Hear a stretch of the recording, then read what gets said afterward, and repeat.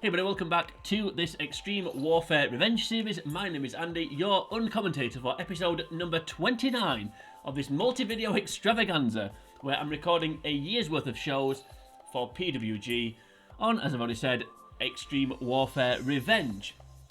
So I'm not going to do a recap of where we got up to in the booking, because in this video we're going to be doing the go-home show for Smokey and the Bandido, our big October pay-per-view, and then we're going to do the pay-per-view itself. So I don't think we really need to do a recap. Plus, if you want to see how I got to this point, then please go and watch the rest of the videos in the series. Then you'll see how the booking has unfolded. But as I said, we're just one show away from our October pay-per-view, so let's get straight on with it.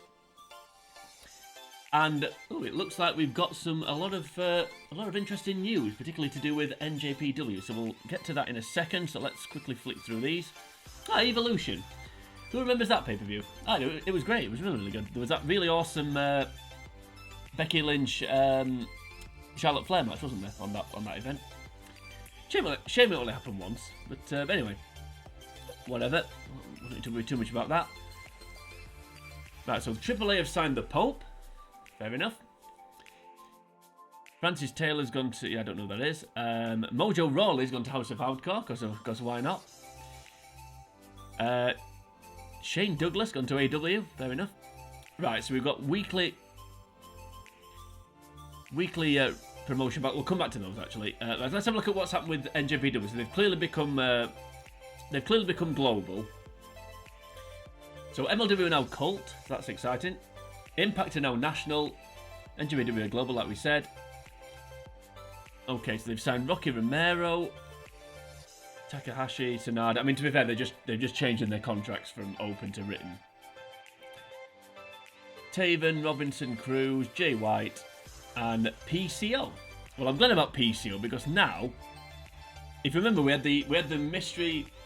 He fell into the mystery vortex, pun intended, PCO in the earlier in the series because I signed him and then he didn't appear on the roster. Well, now he's assigned to a written contract. He should hopefully have disappeared because if I look on here. No, it's not that one. It's this one. Yeah, so on this right-hand side here, where it says Ismi, yeah, Jordan Grace walking out, whatever.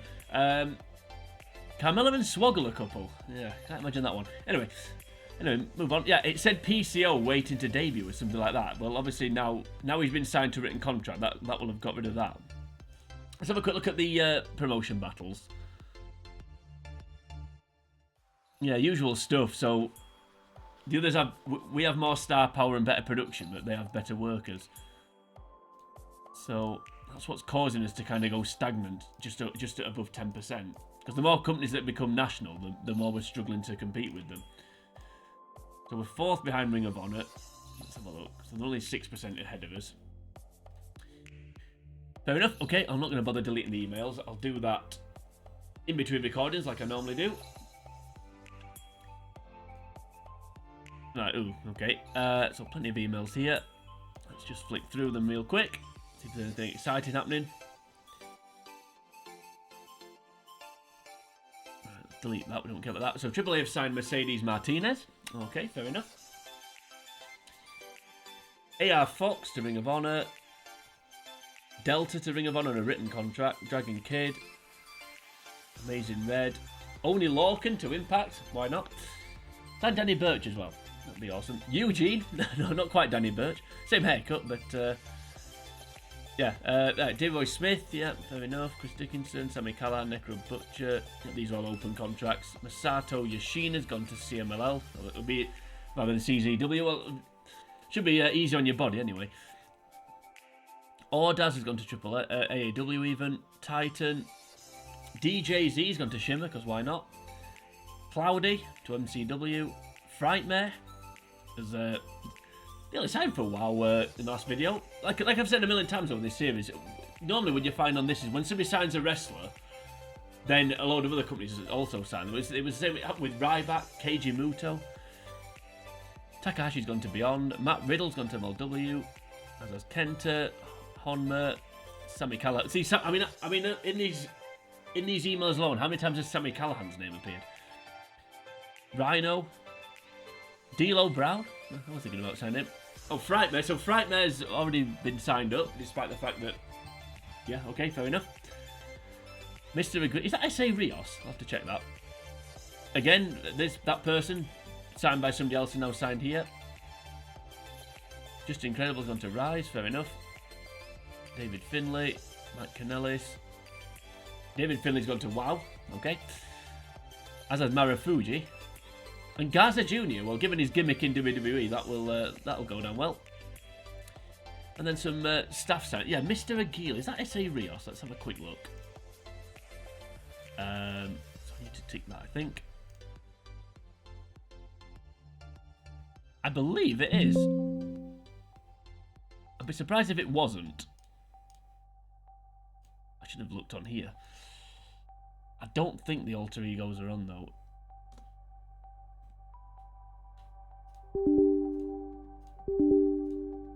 Do we not need the dot? Okay, am I spelling this? Let's just move on quickly. We'll edit that out. Okay. Need to get to Thursday as quick as possible. What else have we done here? So John Laurinaitis and Al Snow have gone to work in the staff. Don't care about SmackDown's ratings or that. Right, so Icarus gone to CZW, so replacing who was that guy that left? I can't remember.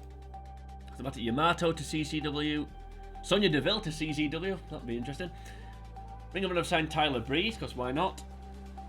Dash Wilder's thankfully not. I was worried that it said rather than PWG, but thankfully not. So we're still going to see DJZ once again signed by WoW, and now somebody else has signed him. Zachary Wentz to MCW. Tenzan to Chikara. Daisuke Sakamoto to Chikara. El Hijo del Fantasma, that's Santos Escobar. He's alter ego. Icarus once again. Takashi to AIW. And Kathy Osborne, who's a staff member. Don't need to worry too much about that.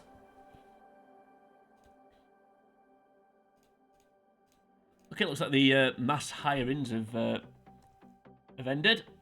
Okay, Thursday the 24th of October, so we're now at the show day, the last episode of Warfare before the pay-per-view, so the go-home show for Smokey and the Bandido. I don't know if I've already said this, I don't think I have, but I'm recording this on the 1st of November, so the day before Crown Jewel, and there'll be other things going on this weekend as well, the day before the mid-episode of Collision, I would have thought.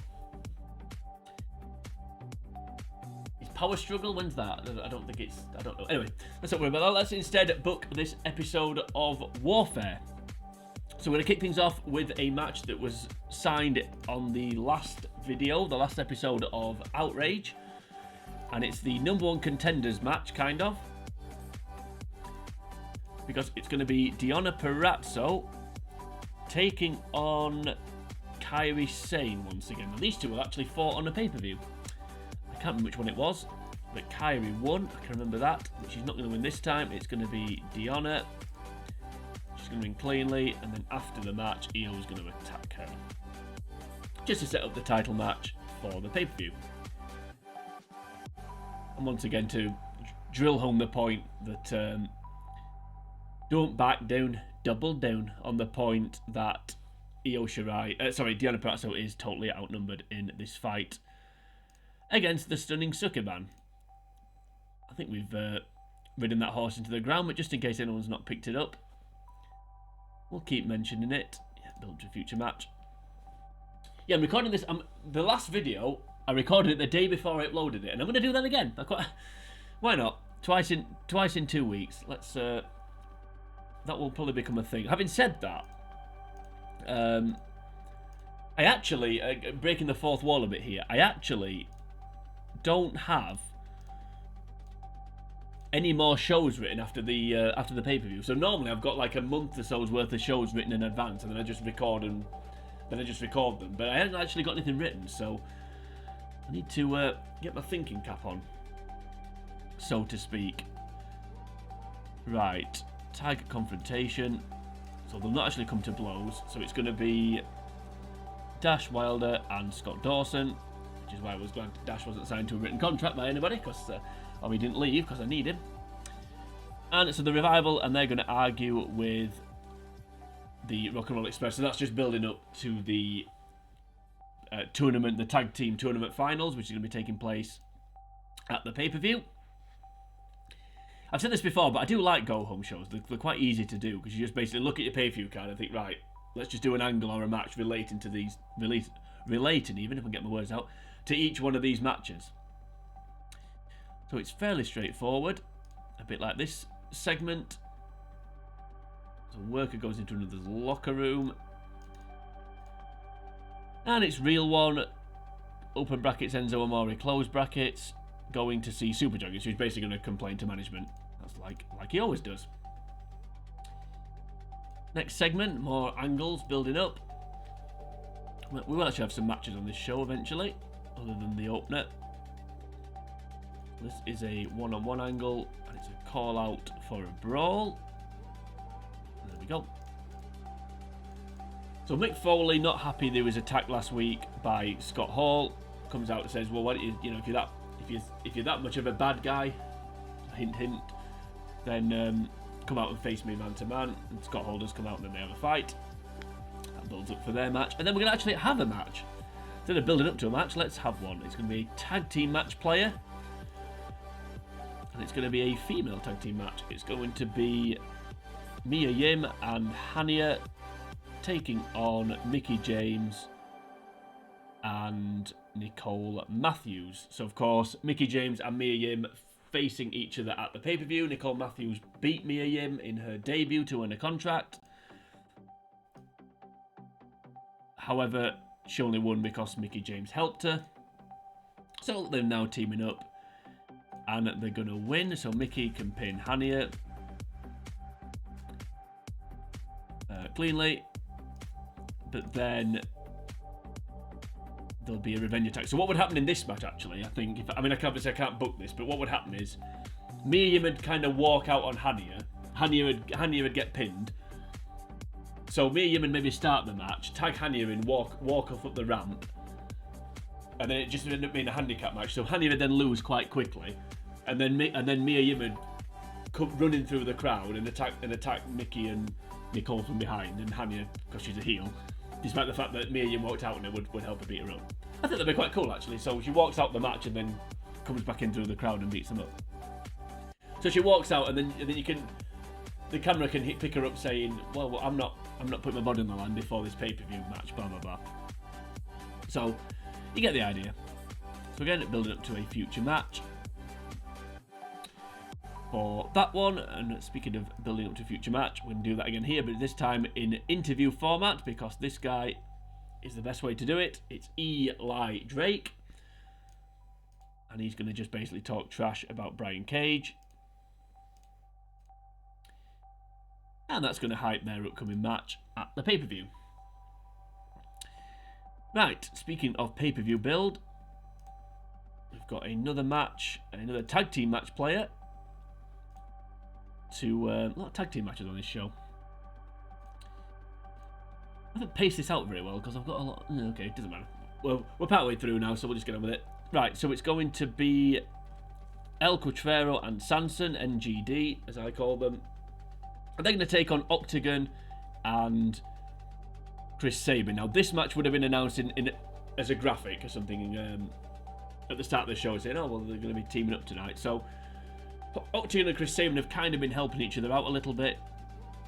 Particularly, obviously, Chris Sabin helping Octagon beat Real One. So that's led to this tag team match, which NGD are going to win. So Cutrero is going to pin Octagon, and it's going to be because of interference. So Enzo Amore, or Real One, open brackets, Enzo Amore, close brackets, and Super Dragon are going to attack. They'll not continue the assault. Yeah, it's going to continue the assault. Why not? Let's build that heat. Build up a future match, because that's the point of this show. Get people excited for the pay-per-view, which of course I'll do a quick rundown of once we've finished booking this. Next up, we've got another match. Yeah, I don't know, I put so many angles at the start of the show, and now we've got a load of matches at the end, but anyway. Continuation of the best of 7 series between Drew Gulak and Timothy Thatcher. So if Timothy Thatcher wins this match, then the series is over. He's won it 4-2. If not, we're going to a Game 7, as Americans call it. I think it's more than just, there's basketball. Obviously, they have Game 7s in basketball. I think there's other playoffs. They don't do it in American football, do they? Playoffs, it's just one and done, isn't it? But I think in ice hockey, it's best of 7. And the Stanley Cup. Could be wrong. I'm not an expert. Leave a comment. Tell me if I'm wrong. Anyway, to the surprise of no one, Drew Gulak levels the series, and he does it cleanly. And then there's no aftermath. And again, that's just a build-up to the final. So Drew Gulak is injured, but he's battling through the injury, and he manages to pick up the win. And then next up, we've got another angle. This time it's a management angle. Manager motivates worker. So it's Chavo Guerrero motivating Flamita. So of course that's more pay-per-view build-up, but again we'll come back to that when I go through the pay-per-view card before I actually book the thing. And now, finally, 2 more matches. So we've had 6 matches on this show, which is rare for me. Not 4. Not the bare minimum. Wrestling's the worst part of wrestling. That's what somebody once said. I heard somebody once saying that. Yeah, they're right. Right, anyway, move on. So Trey Miguel and Triton are going to be taking on the tag team champions just to give them a match. I feel like I've hardly featured them in this tournament's been running, so we'll give them a win. Again, just to build up the fact that whoever wins between the Revival and Rock and Roll Express are going to have a tough task on their hand, because they are the tag team champions. And they're great. And then last but not least, it's going to be a 6-person tag team match this time, player. And I don't know why Orange Cassidy's not in this match, but he isn't. And I'm not going to change it now. So it's going to be Kongo Kong and his henchmen taking on Keith Lee and not his henchmen, but his partners for now, Kushida and Go Shiozaki. So Go Time. So Keith Lee and Go Time versus the Iron Fists. Sadly, it doesn't say Keith Lee and Go Time. Doesn't matter. And the Iron Fists are going to win. So Kong is going to pin. I can pin Kushida. Why not? Yeah, Kushida. And it's going to be a clean win. There's a lot of heels going over. I say that actually. No, three each. Anyway, yeah. So that's the go home show for Smokey and the Bandido. Let's see what sort of rating we get. As ever, we're going to aiming for at least 70% rating. I think this has got a decent chance of getting one. Eli Drake's interview, the Foley segment will do well. So the matches will be good, I think. Most of them. Let's see.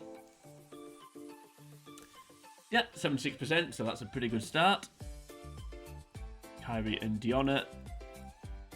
Fair enough, that's fine. I'd rather the Rock and Roll Express gain over us, but it doesn't matter. Yep, no problem with that one.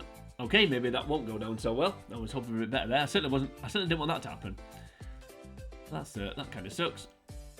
That should have been better than it was. That was a good match though. Then again, yeah, Mickie James. Considering Mickie James' stats are not that high, I don't know, I've just clicked my teeth. Anyway, let's not talk about my teeth. Yeah, considering Mickie James' stats are not so high, her matches are really good. Yep, that was always going to be good. That'd be the highest thing on the show, would have thought. It was better than I thought it was going to be, match quality wise. Yep, we know those two are good. Yeah, Chavo Guerrero not quite as charismatic as Eli Drake. Oh, that was a good match. That was a good match. They are a really good team, the Skyriders. I've dropped on there, I think. Struck a little bit of gold putting those two together because they are really good. And that, yeah, 6%, they're never that good. The more people you have in a match, the worse the rating generally is. That's what I tend to find. Anyway, yeah, 72%. Of course, the Eli Drake interview was the best thing, as I expected. Okay, now 1 day to go, and then we can do our pay-per-view. Oh, that's good. So we liked him with Octagon. Not quite Alex Shelley, but one half the tag team champs now in real life, of course. At time of recording, anyway. But yeah, okay, not quite Alex Shelley, but we liked him with Octagon. That's good. I like that. You should be, Mia. You're right, you should be, because you've been awesome. You've been awesome all year. You deserve better. But hey ho, anyway, one day to go, as I said, before the pay-per-view, so there will be no episode of Outrage on this video. It's just going to be straight to the pay-per-view. But first, more hire-ins, of course, because that's October's been the month of hire-ins. Alright, let's have a look. So Sakamoto, so once again, Sekimoto not signed up, and then he's been signed again twice in the space of like 2 or 3 days. Mark Jindrak's gone to the WN. Hernandez and Lance Archer, of course. Right. Okay, so we're now at show day. It's our pay-per-view. Smokey and the Bandido. So let's just quickly run down the card in no particular order and just do a quick reminder of the storylines going into our big event. So, of course, the title match, Keith Lee versus Kongo Kong. It's going to be a cage match. So Keith Lee won the Battle of Los Angeles to earn a title shot against Kongo Kong, and then he beat the Iron Fist, the tag team, whatever, Totem Towers, that's what I call them. The Totem Towers, Killian Dane and Alexander Wolf in a tag team match. He teamed with Orange Cassidy, and that meant he could pick the stipulation for their title match, and he chose a cage match to try and keep them out. Yeah, the Iron Fist is all 3 of them. So the Iron Fist is all 3 of them. Alexander Wolf and Killian Dane's team is called the Totem Towers. I need to remember that. There we go, just to emphasise that point. As I said, this is no particular order. This one now. Drew Gulak and Timothy Thatcher were going to finish their best of 7 series, so we'll decide who wins that. Then we've got Mick Foley taking on Scott Hall. That match is basically happening because Mick Foley wanted it to happen, so I've just kind of come up with a storyline. So basically, I think the storyline I came up with is sort of... So Mick Foley was part of an invading group, the Glory Days, of course. Saw the error of his ways, and now he sees Scott Hall as an invader or an outsider. Hint, hint, nudge, nudge. So he's trying to basically banish him from the promotion, saying, you know, outside forces, invasions are not good. And I learned that the hard way. That's kind of the storyline there. We've got Mia Yim versus Mickie James. So of course, Mia Yim for a long time was teaming with Mickie James to fight the stunning Sukeban. And then Mickie James went and won the women's title. And then Mia Yim didn't like that, so she turned on her, cost Mickie James the title against Io Shirai. And now that's set up this, it's a last woman standing match, and the loser will leave PWG. So that's quite a big match. We've also got Brian Cage versus Eli Drake. So this is a rematch from the Battle of Los Angeles semi-finals. Brian Cage won that match because Eli Drake was injured. So now they're going one-on-one when Eli Drake's not injured, essentially. We've got Flamita versus Bandido. So they were, of course, a tag team called the Mexi Blood, or just Mexi Blood, even. And then when Flamita was touring in Japan with Dragon Gate, he didn't like the fact that Bandido was doing singles work and joined the troupe. He felt like he turned on him, which obviously makes no sense, but that's the point, he's a heel. So he turned on him in the tag team tournament match and cost them the match, and then that's just basically set up this singles match. And Flamita is leaving, he's announced that, or I said that he'd announced that he was leaving. He's going to go work for Dragon Gate permanently. So that's the point of this match. It's kind of obvious who's going to win, given the fact that Flamita's leaving. But hey ho, we'll do the match anyway, because it should be good, if nothing else. We've got the tag team tournament finals. It's the Revival versus the Rock and Roll Express, so the winners will get a tag team title shot against the Mighty. We've got the women's title match, the least convincing challenger of all time, Gianna Perazzo, who's just been beaten up for a month, but she's got a title shot, and she's going to take on, of course, the champion Io Shirai. And then the last match, as I said, these are no particular order, so this won't be the main event, but Real One, open brackets, Enzo Amore, close brackets, is going to be teaming with Super Dragon to take on Octagon and Chris Sabin. So the storyline here, if I can explain it in less than 10 hours, is that Super Dragon gave Real One a bye in the Battle of Los Angeles tournament because that was the only way he could get Real One to agree to join the company, because he's a prima donna, of course. But the person that Real One was supposed to face was Chris Sabin, so that would have been the first round match. Chris Sabin then debuted after the tournament had finished to explain all this. They then had a match which Real One won. I can't know if Super Dragon interfered or not, if he cheated. But anyway, and then Super Dragon criticised Octagon signing. He criticised Excalibur, saying, why have you signed Octagon? He's in his 50s and he keeps losing and he's rubbish, blah, blah, blah, blah, blah. So he put him against Real One to emphasise his point, but then Chris Sabin cost Real One the match, and then Real One threw a hissy fit and said, well, you know, if you two are best buddies, why don't you team up and take on us two? And that's how we got to the tag team match. So hopefully that made sense. Wasn't too boring. You didn't skip through the last 4 minutes of the video. And we're now ready to book Smokey and the Bandido. That sounds like a good card to me. I think it's been built quite well. I mean, I would say that because I've built it.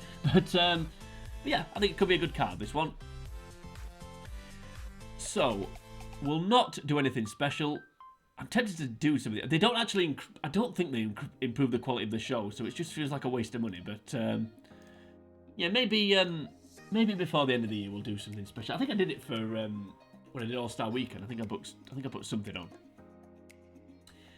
Anywho, let's book the show. So, yeah, you can see that when you have a show on the same day as a pay-per-view, if your weekly show is on the same, your weekly TV show is on the same day as the pay-per-view, rather than that saying dark segment there, it'll say main event of the show. So I suppose Outrage will still happen. I'm just not booking it, if that makes any sense.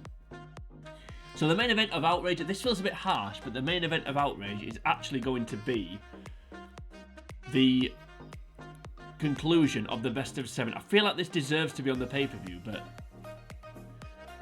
yeah, I think given this is the 7th match between these two in the month, maybe putting it on the pay-per-view is not quite the thing to be. But it has had more build and better build than some of the pay-per-view matches.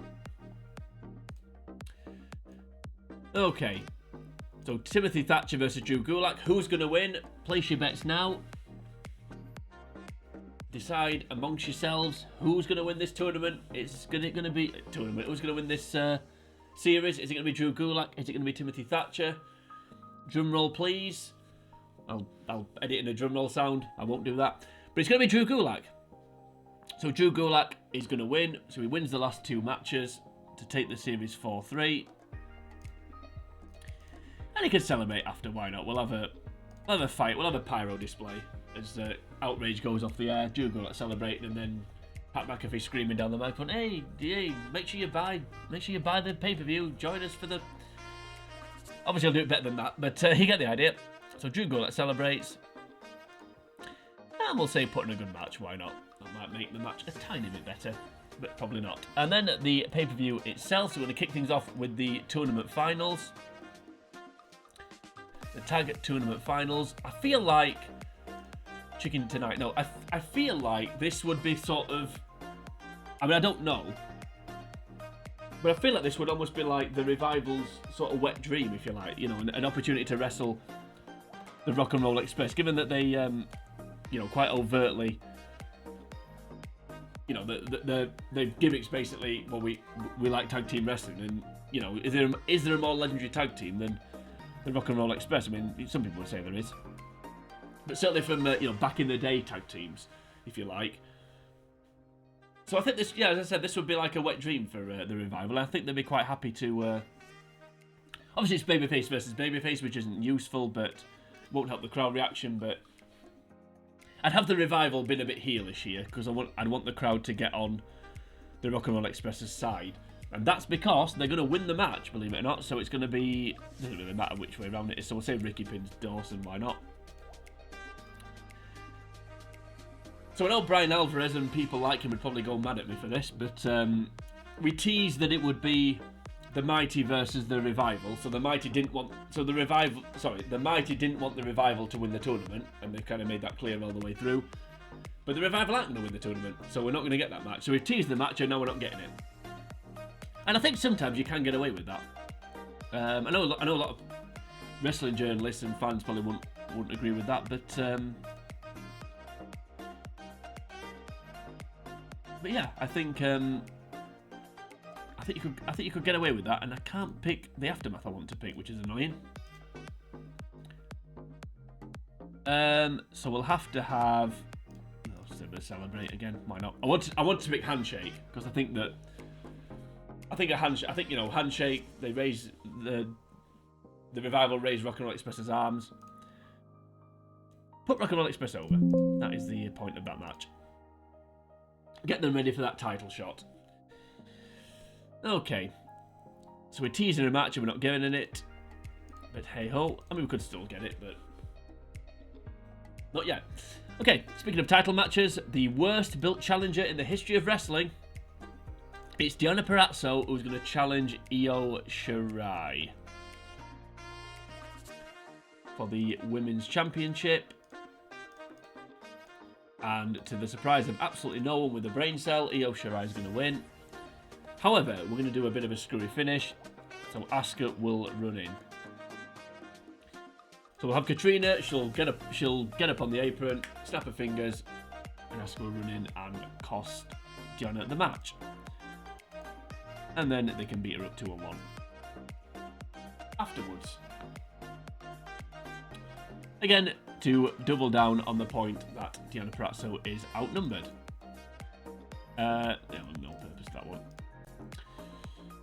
I mean, it's a build to a future match, to be fair, but in fact, no, I'll leave it. Yeah, it is build. We are getting somewhere with this. It's not just going to be constantly, let's just beat Deonna Purrazzo up all the time. We are going somewhere with this. Anyway, the first of our two big grudge matches. So, ex-tag team partners fight is going to be Flamita versus Bandido. And Bandido, of course, wins because Flamita's leaving. So nothing there. But no purpose. Why not? Why not? I don't think putting a good match makes any difference. I mean, I don't think the purpose makes any difference. Except maybe I think if you put over somebody, it does. I think it's more likely to put somebody over if you put that. But other than that, I'm pretty sure it's not. Anyway, now this isn't a hardcore match, and I'm not quite sure why. Well, not every Mick Foley match has to be a hardcore match. So it's Mick Foley and Scott Hall coming up next. Not every Mick Foley match needs to be a hardcore match. So Mick Foley versus Scott Hall. Definitely not for the world title. And of course, Mick Foley wins this one. I feel like he's done quite a few jobs recently, so he can win this one. And again, no aftermath. And no real purpose. I would like Foley to gain his overness back that he lost in that segment. Okay. Now, I don't know, why have I got this here? I don't know. Anyway. So, another big grudge match. The last woman standing match between Mia Yim and Mickie James. I don't know why I've put this here. Why is it not further on? Why is it not further down? I don't know. Anyway. It isn't. I've decided to put it here, so that's what we're going to do. So it's going to be Mia Yim taking on Mickie James. As I said, the loser leaves and Mia Yim is going to win. So Mickie James's contract is due to expire at the end of October, and I've not renewed it, and I don't know why I haven't renewed it, because every time I use her, she's awesome. So we could always bring her back, but for now, she is leaving. I want to try and give some more. We've obviously signed some new women recently, Barbie Hayden and Nicole Matthews. So I want to try and, you know, create a space for them to actually appear. I feel like I'm not using them, particularly Barbie Hayden. And she will win clean despite the fact she's a heel. No aftermath. And we'll say putting a good match because it is it's to say goodbye to Mickie. So hopefully she get a nice standing ovation after the match because she deserves it as well. She's been great.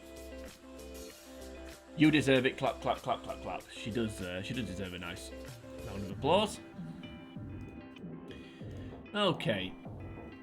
Next up, the convoluted tag team match that I tried to explain succinctly and probably failed. So it's going to be Real One, open brackets, Enzo Amore, close brackets, teaming with Super Dragon to take on the newly found best friends who like teaming with each other, Octagon and Chris Sabin.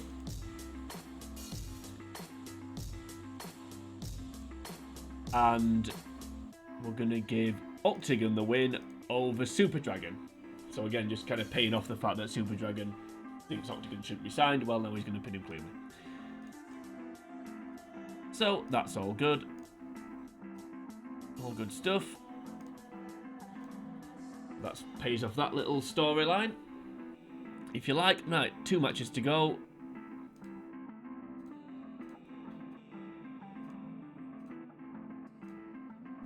So it's Brian Cage versus Eli Drake, a rematch from last month. And Eli Drake levels the score. However, still running.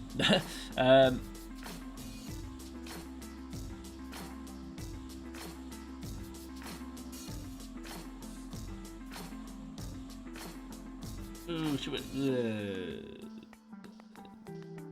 no, we'll do a revenge attack. Why not? I don't want to do cheap shot after a handshake, but no, we'll do a revenge attack. I don't think Brian Cage is the strikes as the sort of person who would. If you offered him a handshake, you wouldn't believe he was actually going to do it. I think you can only really use that segment. You can only really use that trope if you believe it. So that's going to keep that rivalry going for another month or so, however long we decide to run it for. Right, finally, main event time. The cage match. Is this Keith Lee's crowning glory, or will Kongo Kong's epic title run continue? So Keith Lee versus Kongo Kong for the World Championship. And we're going to bask in the glory of a new champion. Keith Lee finally wins the title. So this has been a long payoff. so this is why when he faced him at Basking His Glory, over that pay-per-view was called, I had Keith Lee lose, because I basically wanted him to lose, get rid of the glory days invasion, so sort that out, then win the Battle of Los Angeles, and then he wins the title. So it's kind of knocking him down to build him back up again. A bit like, I suppose, a little bit like, I don't want to make this comparison. I loathe to make this comparison, but like Cody losing at 39 to then win it at 40, for example. A little bit like that. But anyway, we'll not worry too much about that. What we are going to do is celebrate the fact that Keith Lee is now the champion. And he can celebrate again. Pyro goes off and streamers and shots in the crowd of grown men crying as they're so happy for Keith Lee to finally vanquish Kongo Kong. Yeah, we'll put Keith Lee over, why not? Okay. And that is Smokey and the Bandido. I think this could be a really good pay-per-view. I'm expecting all the matches to be pretty good, apart from maybe the... I'm not sure about the tag team match. The Octagon tag team match. But apart from that, I think we could be good here. Let's see. Let's go. So 74% overall. That's a good start. And of course, Drew Gulak is now the winner of the series. Cool. I was expecting worse crowd reaction there, so that's good. In fact, that's exactly... Can't believe that's exactly the same quality crowd reaction and overall rate as the previous match. So that's pretty good. Yep, that was a good match. I knew the quality would be good, but the reaction I wasn't sure, because if you put face against face or heel against heel, you tend not to get very good crowd reactions. So that was a pleasant surprise. That was a way better match than I thought it was going to be. Having said that, Io Shirai is awesome, and Deonna Purrazzo is probably underrated by me on this game. But yeah, that was good. That was great, actually.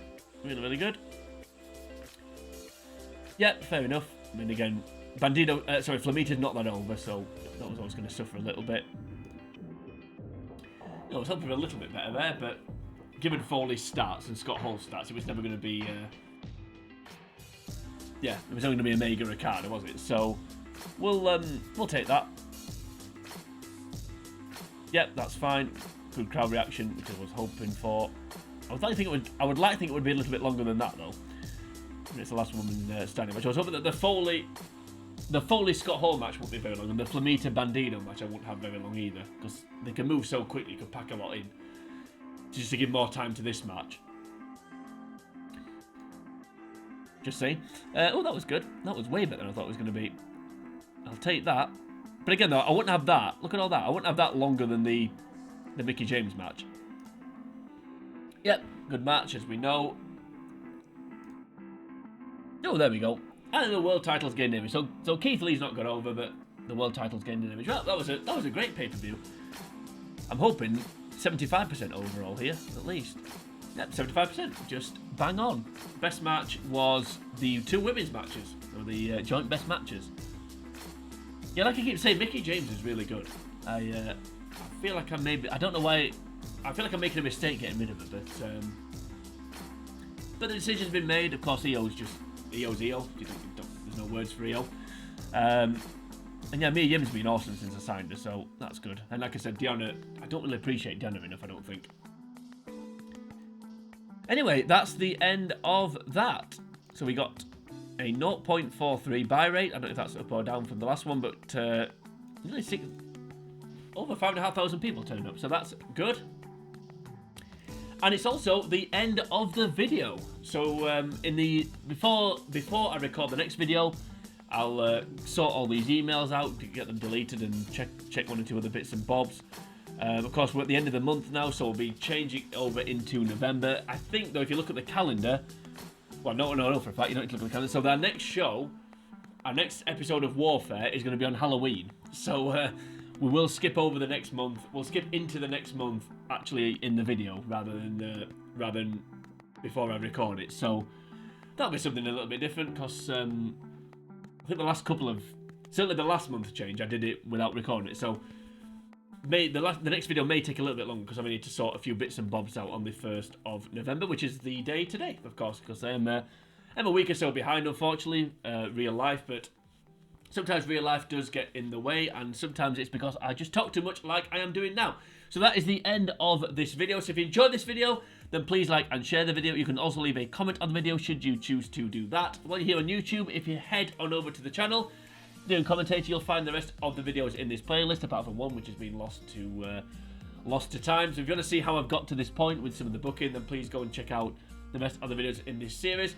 Also, if you like wrestling, I have done a WWE Crush Hour playthrough, so please go and check out that series. If you don't like wrestling, then I'm not quite sure why you're watching this video, but if you don't, then there's plenty of other content on the channel for you to enjoy that is not wrestling related. But let's not worry too much about that. Let's instead end this outro. I don't know what I'm talking about now. Join me next time. That's what I meant to say. Join me next time. Edit that out.